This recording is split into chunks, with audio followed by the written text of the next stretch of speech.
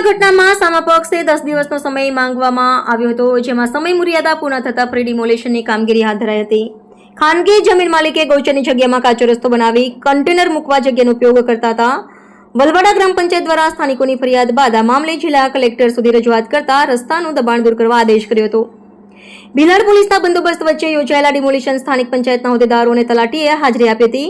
આશરે 500 મીટરથી વધુનો રસ્તો ગૌચરની જગ્યામાં હોય કલેક્ટરના આદેશ બાદ રસ્તો હટાવવાની કામગીરી હાથ ધરાઈ હતી. આજરોજ વલવાડા ગ્રામ પંચાયત ખાતે સર્વે નંબર 447 અને 445 જૂનો સર્વે નંબર 27 અને 29માં તારીખ 1/8/2025ના રોજ અમે રસ્તાનું દબાણ દૂર કરવામાં આવેલ હતું.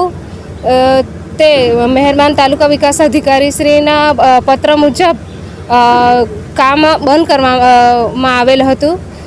10 દિવસ સુધી સ્થગિત કરવા માટેનો પત્ર કરેલો હતો, જે આજરોજ 12 તારીખે મુદત પૂરી થતાં આ દબાણ દૂર કરવાની કાર્યવાહી અમે ગ્રામ પંચાયત દ્વારા કરવામાં હાથ ધરાઈ છે.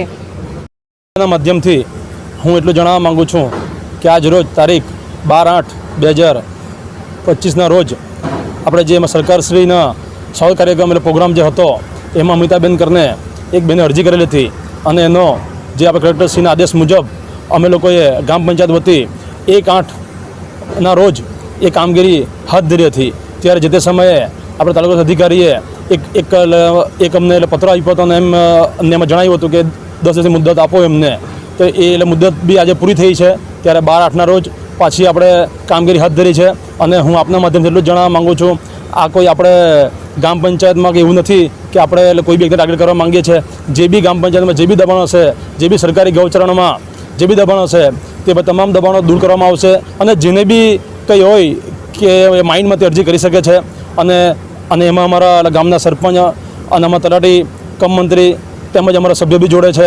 અને બીજું વિશેષ એ એટલે કહેવા માગું છું કે અત્યારે જે સામેવાળા પક્ષે બી ત્યાં અરજી આપી હતી કે આ ગૌચરણમાં જે દબાણ છે માત્ર મારું જ કેમ દૂર બીજાનું કરો, તો અમે એમને બી કહેવા માંગે આપના માધ્યમથી કે અમે એટલે બીજાને દૂર કરવા બી તો અમે લોકો આપણી સાથે જ છે કે ભાઈ એવું નથી કહેતા કે ઓનલી તમારા માટે જ આ દબાણ દૂર કરતા છે. જે બી દબાણો છે જે ઇન્ડસ્ટ્રી દ્વારા છે, પ્લોટ સેટ દ્વારા, પણ એક ખાસ કહેવા માગું છું આપના માધ્યમથી કે જે આદિવાસી લોકોનો જે ઉલ્લેખ થયો છે કે જે આદિવાસી લોકોના ઘર છે કે આદિવાસી લોકોની જે દુકાનો છે, જે ગરીબ પરિવાર છે, જે આજે પોતાનું ગુજરાત ઘર ચલાવે છે, એ લોકોના ઘર દૂર કરવાની વાત આપણામાં એટલે બેસતી નથી માઇન્ડમાં.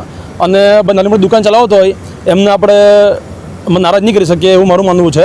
અને એમાં સરકાર સરકારે બી આપણે વાત મૂકીશું.